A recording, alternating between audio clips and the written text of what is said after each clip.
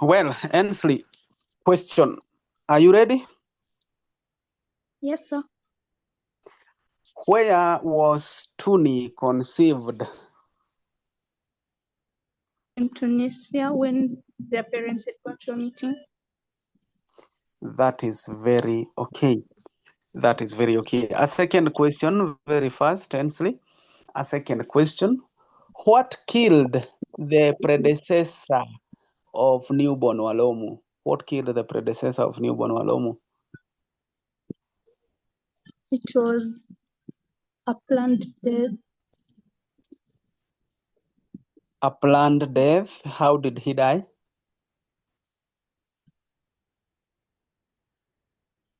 I'm not sure, sir.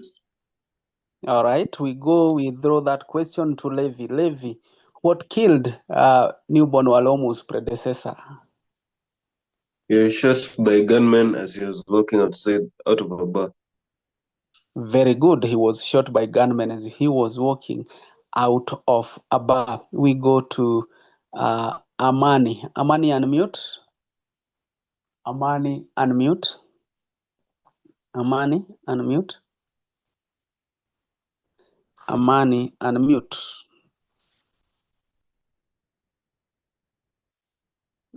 Before Amani unmutes, back to you, Levi. I think I didn't ask you your questions. The question I need to ask you, Levi, just unmute.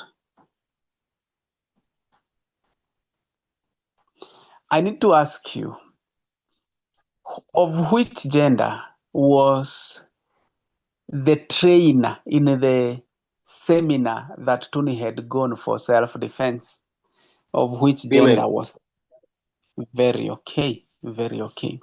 Now we go to Amani. Amani, please unmute. We are doing this as we wait for others. Amani, please unmute. Amani, please unmute. Amani, if you can hear me, kindly unmute. Very good. My question. This is the question. From which university did Professor Karanja Kimani graduate?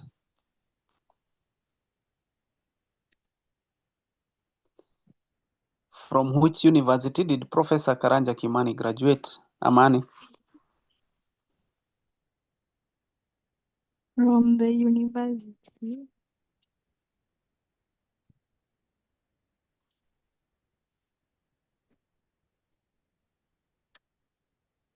Mm-hmm.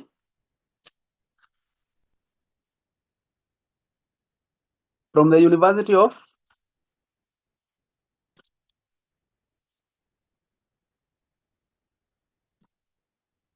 Amani?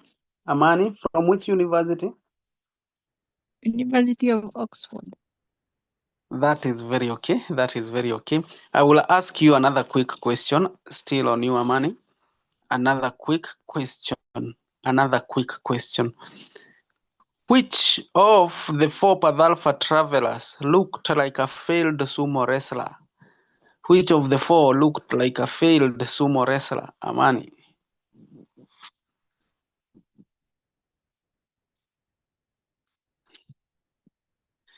Which of the four Padalpha travelers looked like a failed sumo wrestler?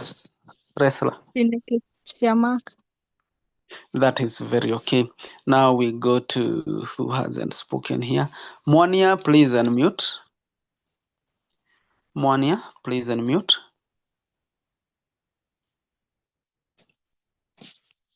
Monia, please unmute.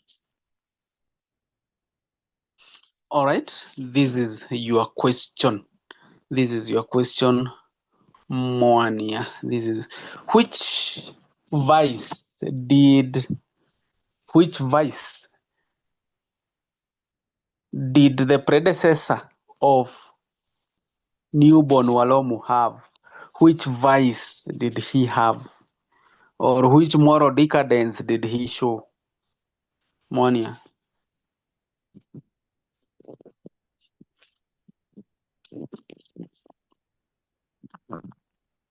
Which moral decadence? Or which bad manners or which bad habit did he have? Womanization. Mwania, the predecessor of newborn Walomu. The predecessor of newborn Walomu.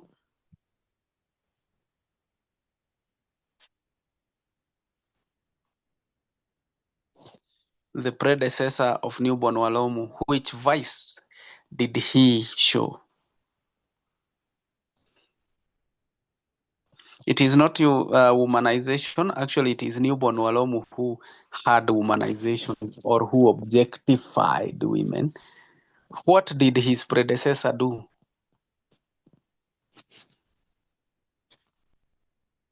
If somebody else has a quick answer, please unmute and say it.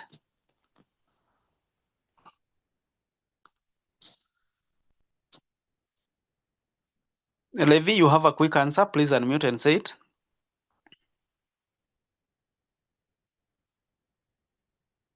I hope my question was clear, but I found it was clear by Mwania's attempt. Levi, or any other person with an answer?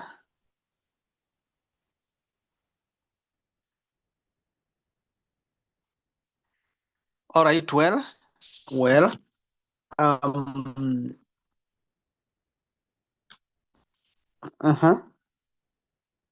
Anybody with an answer? Please answer quickly. Anybody with an answer? Check page 35. Check page 35. We are told he was a drunkard. And actually, he was shot as he was swaggering from a bar. He was shot as he was swaggering from a bar.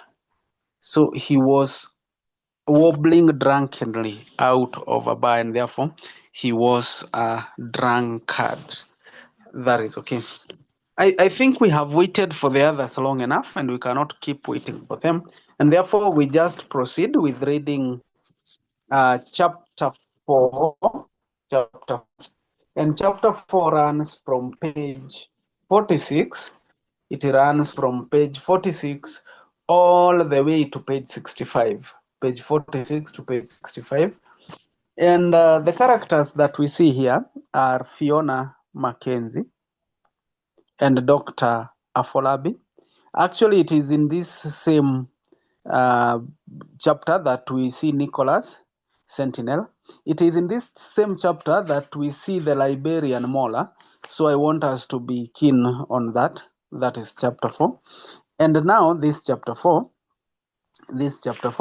we are going to start it off and call the first part. We are going to call the first part let me tell you. Just a moment.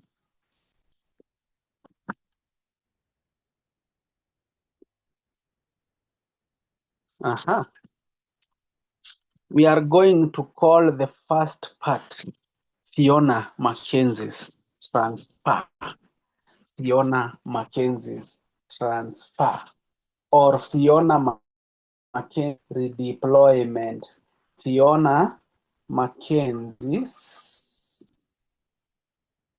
redeployment. Fiona Mackenzie's redeployment.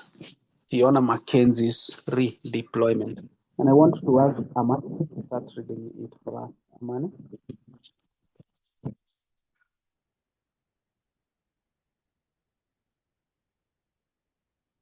Amani, start us off.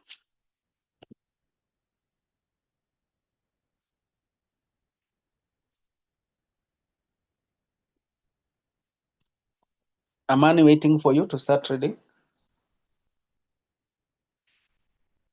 Or in case Amani is not in a position, let us have Wangoi. Wangoi, I didn't ask you any question. So now may you take the honors of starting reading.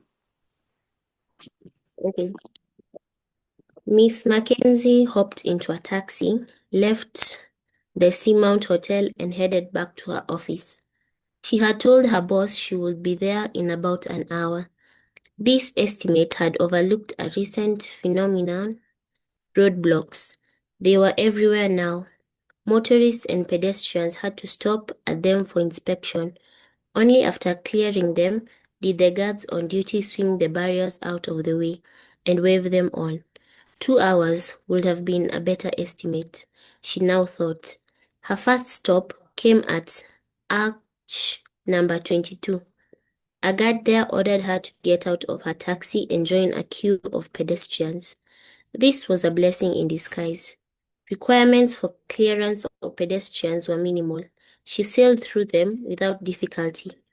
Not so lucky was her taxi driver, a youth made to seem older by his loosely fitting robes.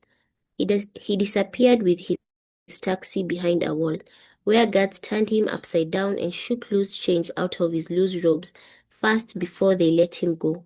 He emerged with a story to tell. Arch number 22, lit bright by a blaze from a late morning sun, was shining with dazzling splendor, designed to serve as a gateway to Banjul, the Gambian's capital.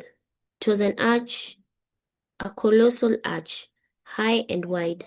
The phrase number 22 in its name referred to a date. On July 22nd, 1994, the legitimate and undisputed president of the Gambian fell from power in a military coup. To celebrate this change in fortune, his successor, the architect of his fall, erected Arch number 22. Miss Mackenzie's taxi driver, finally resurfaced. Wary and watchful, he was part of a growing African phenomenon. Taxi drivers with university degrees whom the local job market had failed to absorb in the professions that they had trained for. He located Miss Mackenzie without difficulty. "Miss Mackenzie, let's go," he said, motioning her back into his taxi. She got back in. "You were gone for 2 eternities," she complained. "Did you have any particular reason?" "Yes, those bullies," he said. "I take it you are referring to the guards. What did they do?" "You mean what did they not do?" He drove off on screaming tires. "Essentially, they wanted something small." "Don't you mean a bribe?" "Why did they want a bribe?" "Miss Mackenzie, be serious." "I'm serious." "Then leave me alone." He gave the car more petrol. It threatened to fly away. He gave it less. It slowed down. "Because my taxi has faulty brakes," they said. "Well, maybe it does." He braked to a screeching halt, which nearly threw her out of her seat. "So does it?" he asked her. "Have faulty brakes, I mean." "I guess not," she conceded. "So what did you do? Give them something small anyway?" "Leave me alone," I said. Then he drove off again. All right. That is okay. We can pause there. Now, I think I love this taxi driver. And he explains things practically. And basically, I want you to notice that the redeployment is coming with a lot of challenges. And some of the themes that we can see here include traffic jam or poor transport, for that matter. Poor transport. And in this case, then, we are able to see there is traffic jam. Motorists and pedestrians are stopping for inspection. So it is man-made jam. And it is actually part of bad governance. And then now we come ahead and we see the theme of corruption, or you can even decide to call it bribery, if you may. And this is evident where the man says that the guards wanted bribes. Actually, he's saying that they turned him upside down. And with that turning him upside down, then that is exaggeration, because I believe literally he was not turned upside down. It is exaggeration. Although now again you may decide to call it symbolism, because that being turned upside down is symbolic. It is showing that they are taking all that the person has and they are therefore unreasonable. If you go to paragraph number 3, where we are told the issue of arch number 22, then you would say that here we have a style called historical allusion. Remember, with allusion, you can have biblical allusion, you can have historical allusion, you can even have literary allusion. So this is where whatever you are talking about is something that is there factually, either in history or in geography, or you can even have geographical allusion. But here it is historical allusion, because if you read the history of the Gambia, it is true that in 1994 there was a coup, and therefore it is historical allusion. But again, the theme that is coming out there is theme of military coups. Military coups. Military coups. It is coming out because we are told the undisputed president of the Gambia fell from power in a military coup.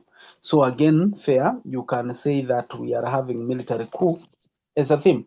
If you go to page 47, we are brought in to yet another theme, and that theme is called joblessness. Joblessness. For those that have just joined, there is Ashley and Sylvia, and now I can see Brian also. So for Brian, Ashley, and Sylvia, and Faith, we are in page 47. We have already read page 46 and 47. We just began on chapter 4. That is whatever we are reading, and it runs from page 46 all the way to page 60. We are analyzing page 47, so please be in tandem with us. Now, joblessness is coming out as a style, as a theme, sorry. In the first paragraph of page 47, Miss Mackenzie's taxi driver finally resurfaced. Wary and watchful, he was part of a growing African phenomenon. Taxi drivers with university degrees, which the local job market had failed to absorb in the professions that they had trained for. Joblessness. Again, there is a style of exaggeration. Mrs. Mackenzie says, "You are gone for 2 eternities." The word eternity means forever and ever. And that is why when we go to church, we say we are going to church so that later we will get eternal life, unending. So therefore, when Mackenzie says for 2 eternities, that is actually exaggeration. And it is just showing that she was somehow impatient, or it is even showing that there is harassment, police brutality, because they are keeping this man for long. And again, if you move down there, there is theme of bribery or corruption, for that matter, corruption. Essentially, they wanted something small. That is corruption. Corruption is evident there. And then obviously we can see that the taxi driver is emotional, and you see how he's behaving with emotions, because he's giving the car petrol, then he's applying emergency brake, and in this case we would say that he is an emotional person. I think those are the 2 things that we may say there. Wangoi, please, kindly proceed. Anyway, in case you bribe them, know that giving bribes is as much crime as taking them. Do you know what I'm going to do on my way back, Miss Mackenzie? I'm going to ask the guards I bribed to arrest me for bribing them. There is anger in the sarcastic remark, she thought. She decided to leave him alone. By the time she reached her workplace, late morning clouds, sagging under the weight of imminent rain, were hanging low. So when she went to see her boss, he took her directly to the point. He said he was pulling her out of her assignment to the summit at the Pinnacle. He explained why. The leave-on loan arrangement that she had applied for and that was due to begin the following week had begun on that day instead. He said, she was on a 2-year loan from the Gambia News to the Voice of America with immediate effect. It started to rain. There was a time when U.S. policy forbade the Voice of Africa, the VOA, to broadcast in America, since other international media, such as the All right. Just pause there. In that small bit that is up there, the half of page 48. First of all, there is irony.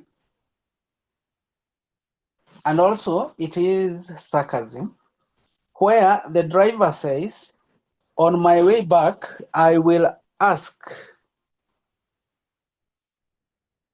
the guards I bribed to arrest me for bribing them. That is a sarcastic statement. And actually, it is showing that there is lawlessness in the Gambia. Actually, there is theme of lawlessness also that is coming out there. So we have sarcasm, which you may decide to call it irony. Remember, sarcasm is also irony in other words, and it is evident there. Then now, in that last paragraph of that part, we want to call this role of foreign media. Or you can even decide to say there is a show of failure of African entities. Otherwise, why would Fiona move from the Gambian News to the Voice of America? Why would she move from Gambian News to the Voice of America? So the Live on Loan program that was done, it was beginning then. So let us see why there was that Live on Loan, and we see how it goes. And that part that we are starting reading, we will call it Fiona's Meetup. Fiona, or you say Fiona meets Nick Sentinel. Fiona meets Nick Sentinel. I continue now. Thank you. There was a time when U.S. policy forbade the Voice of America, the VOA, to broadcast in America, since other international media, such as the British Broadcasting Corporation, BBC, could broadcast in their home countries. This prohibition struck overseas audiences as odd. That image was bad for the VOA. It had to go. This was why the VOA was now doing things it could not have done before. Employing Americans in senior VOA positions was one of them. Miss Mackenzie, a Gambian, was joining the VOA Bureau in Banjul in the wake of this change. Mr. Robert Manley, chief of the Bureau, met her at the main Sorry. Let me explain that before we move on a lot. This is a paragraph that many students do not understand. I will explain it because I have noticed that most of the students that have taken through this book, they have a problem with this paragraph. There was a time when US policy forbade the Voice of America to broadcast in America. Up to that, there is irony. That it is Voice of America, but it was forbidden to broadcast in America. And then now, since the other international media such as BBC could broadcast in their home countries. So this means that Voice of America could not broadcast in its own country, and that is the irony. This prohibition struck overseas audiences as odd. That image was bad for VOA. it had to go. And therefore, VOA decided that to do away with that image of it looking odd that they are not allowed to broadcast in their own country, then they started employing non-Americans in senior Voice of America positions. So the irony is, Voice of America is reporting in other countries, including the Gambia, yet it cannot report, or it could not report in their own country. So that is the irony that is there. I hope now that paragraph is understood, because many students have had a problem with that. Please continue. Mr. Robert Manning, chief of the bureau, met her at the main entrance, then led her up 2 flights of stairs. Trim and tanned, he looked even younger than his youthful 40 years. All the way up, he walked at a zestful pace, as if he were daring her to race him, for a prize he would specify later, and only if she won it. "I'm afraid we're going to put you to work right away, Miss Mackenzie," he told her. The moment they entered his office, "We have a breaking story that can't wait."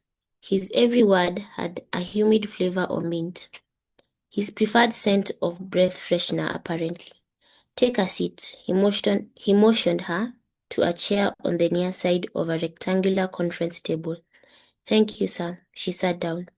"Now then," he sat beside her, "the VOA thanks the Gambian News for agreeing to loan you to us, and thanks you for accepting the terms of the arrangement. You see, a new VOA policy now requires field officers like us to use local professionals wherever conditions favor their use over that of Americans. Your presence enables us to say we have met that requirement, but we are not selfish, Miss Mackenzie.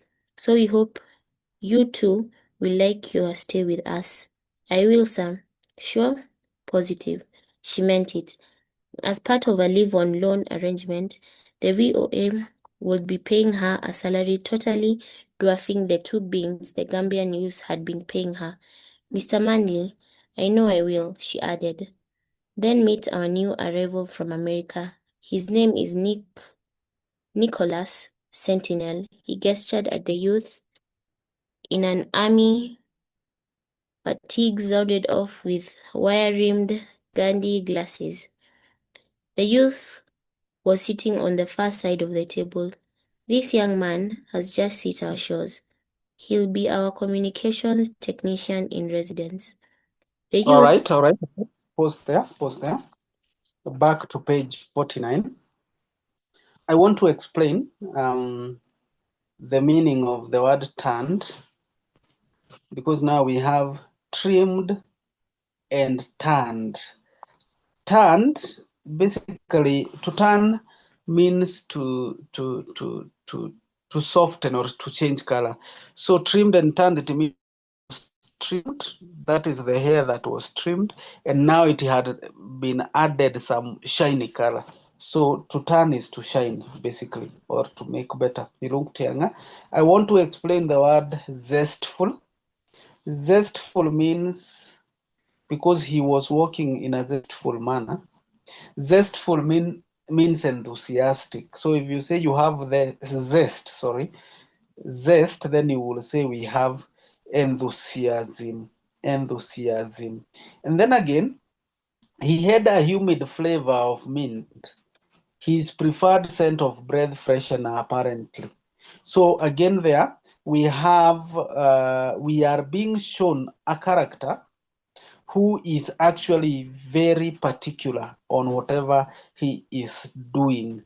And therefore, here we get to see the theme of professionalism, because the way Robert Manley is relating with Mackenzie, then you can say it is a very professional way.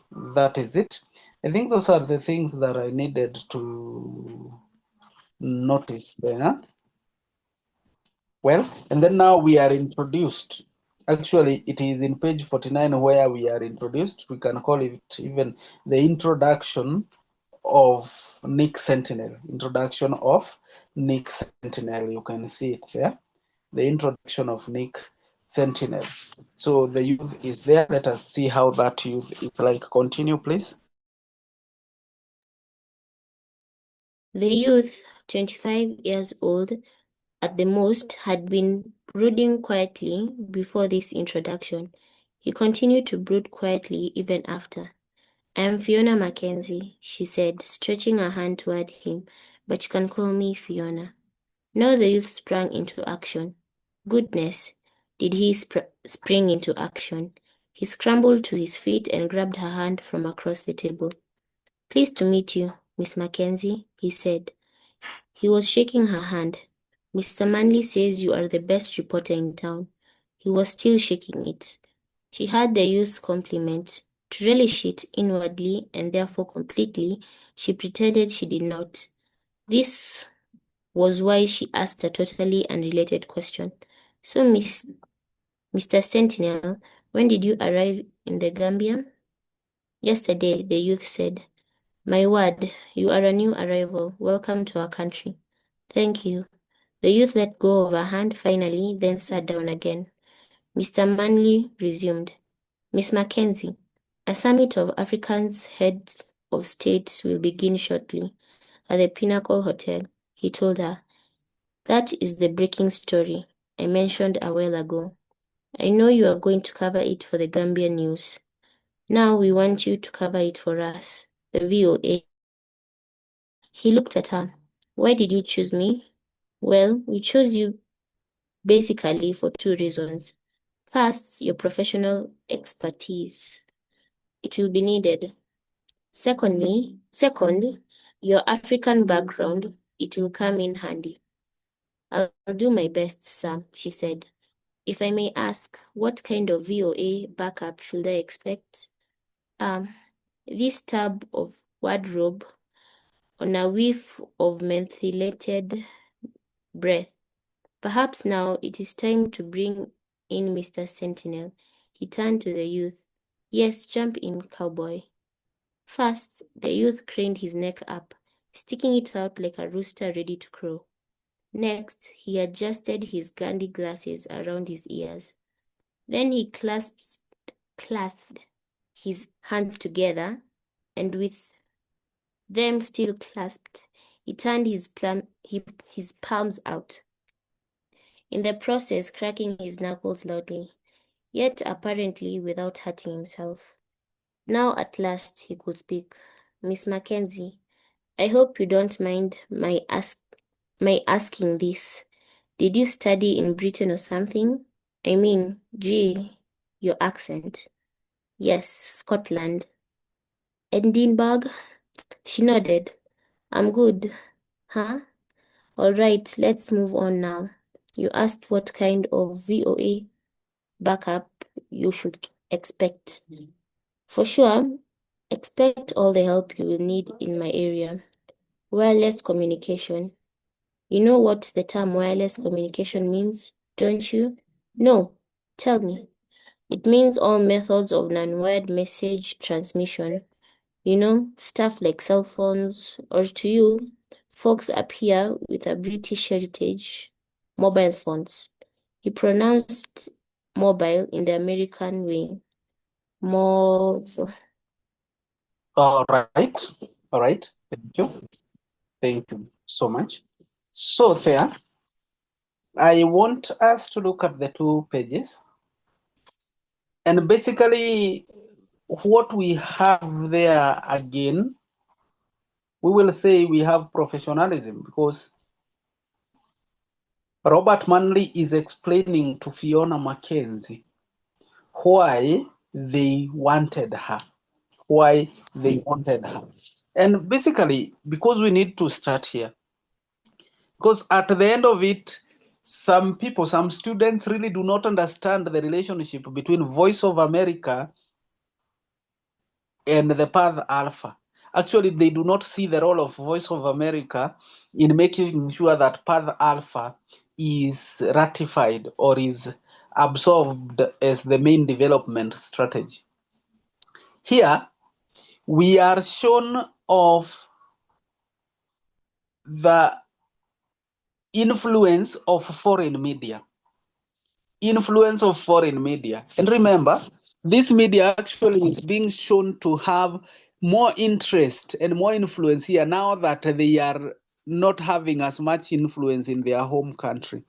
And therefore, sometimes what we see here is that it takes the intervention of foreign entities for Africa to be good. And the movement of Fiona Mackenzie from the Gambian News to the Voice of America is an indication that basically African entities, including media houses, are not going to manage to help Africa. It will take the intervention of foreigners. Now, if you look at that, then we have theme of role of media is the one that is coming out clearly. And basically, I know if you scan through the pages, if you scan through the 2 pages, you can see some rhetorical questions. Like in page 50, the last line, why did we choose you?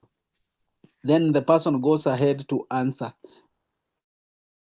Remember, a rhetorical question is a question where somebody asks and answers it by themselves, or they ask and it's a question that does not need an answer. So we have that in page 51. We have a simile as a style. First, the youth craned his neck up, sticking it out like a rooster ready to crow. A rooster is a male chicken. So basically, that comparison comes out clearly as simile.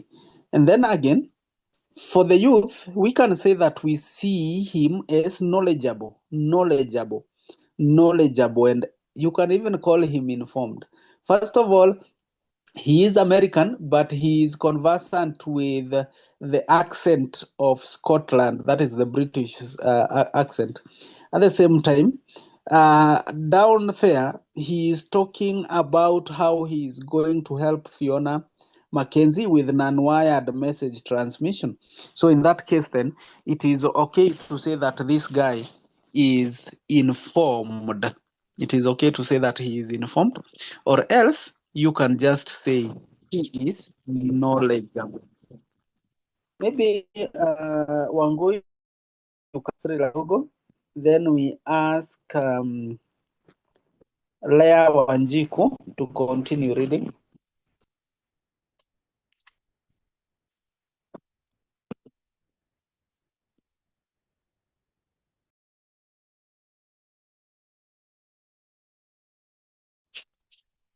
There are problems of course, problems of semi-random, log-normal shadowing.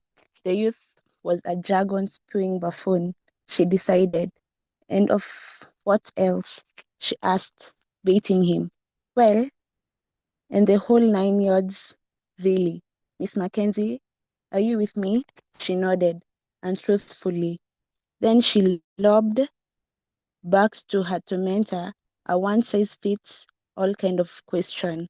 Where is the niche in all this wireless business, Mr. Sentinel? She asked.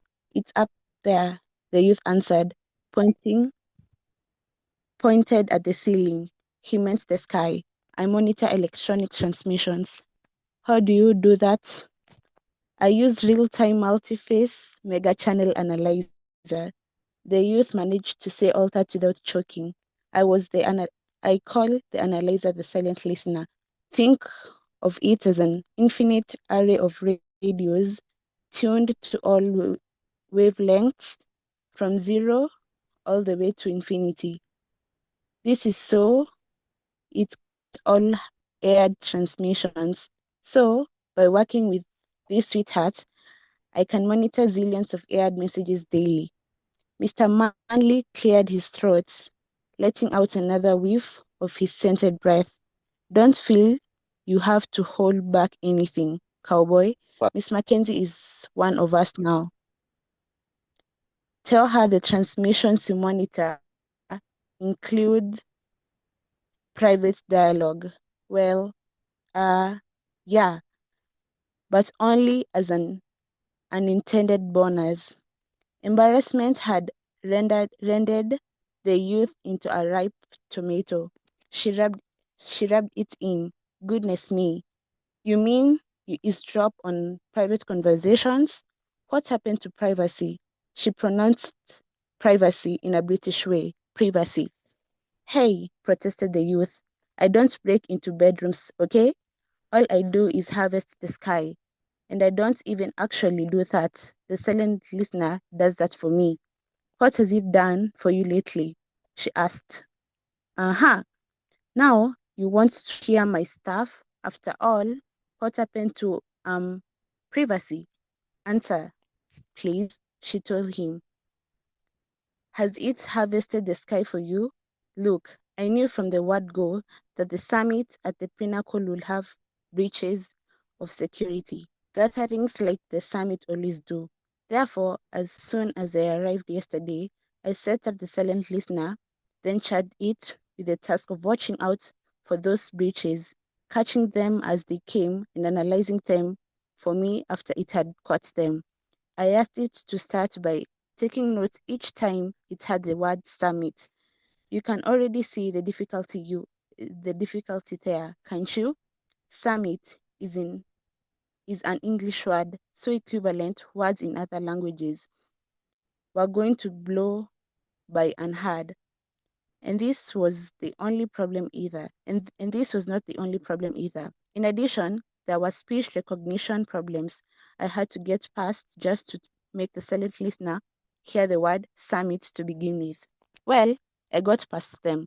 Another thing I had to do was to ask the silent listener to keep a special ear, one for all broadcasts, with hints of actual breaches of security. Do not tell me this is tricky, because I already know. When can we say broadcasts mark of actual breaches of security, and when can we not? Not say, is it? In the end, what did I do? I made an assumption. All broadcasts that are in code, I said, are in code to hide actual breaches of security. But this assumption was not of much help, really. All it did was to replace one complicated riddle with another no less complicated. Because, let me tell you, codes can be tough nuts to crack. And in this approach, I had to crack them. You see, frankly, I do not want to go down with that road, but I had to. To cut a long story short, what I ended up doing was to limit myself to simple codes known as disguisers. What? Well, just there, pause there, or there, pause there. And then now we look into the 2 pages. First of all, if you have any question, you may ask as we proceed. But now, if you check in page 52, Fiona Mackenzie decides that the youth was a jargon spewing buffoon. Jargon spewing buffoon. So in that case, you may say we have some sort of oxymoron.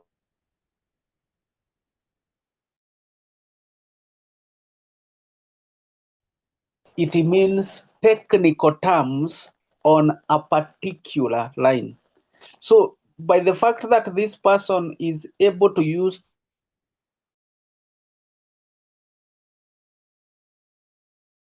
the word buffoon means a very foolish person. Who you spew buffoon, then we say that is oxymoron. And I need to remind you the difference between oxymoron and oxymoron is where two words, you just pick two words, maybe even in a whole sentence, but you only pick two words that they mean the opposite of each other. Like here now, if you talk of jargon spewing and buffoon, they are meaning the opposite of each other. It is just like saying an intelligent fool. If you say you saw intelligent fool, the word intelligent and fool, they mean opposite of each other, and therefore that is oxymoron. As opposed to paradox, paradox is where the whole statement has two ideas that are conflicting. I need you to understand that, so that now you understand that oxymoron. So for example, when you say to lose money, or maybe you say to gain money, you must lose money. To gain money, you must lose money. Or there is this one that people say, there is no pain, no gain. No pain, no gain.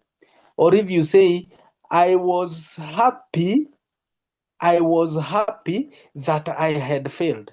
I was happy that I had failed. Those are words that are paradoxical. So there is a difference between paradox and oxymoron, and I hope you can see that oxymoron there. And then now in that page still, you can see exaggeration, or we call it hyperbole in other cases. I can monitor zillions of aired messages daily. Zillions. So this person is even not saying trillions. He's saying zillions. I think that is exaggeration, because no human being is able to do that. Then in page 53, and actually in most of the page, and you will notice, personification.